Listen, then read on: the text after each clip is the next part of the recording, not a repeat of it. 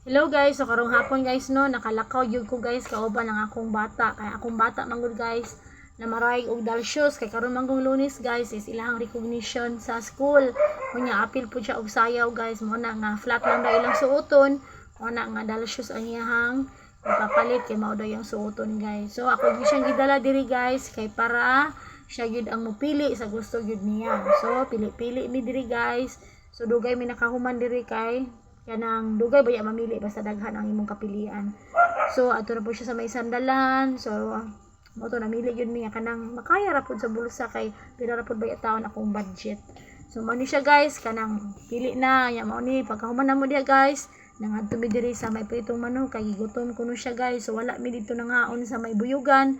Kay ako ra pong gikuan-kuan ang akong budget guys. Kay pila ra pud taon akong gidala basta di may kapakapa uli no.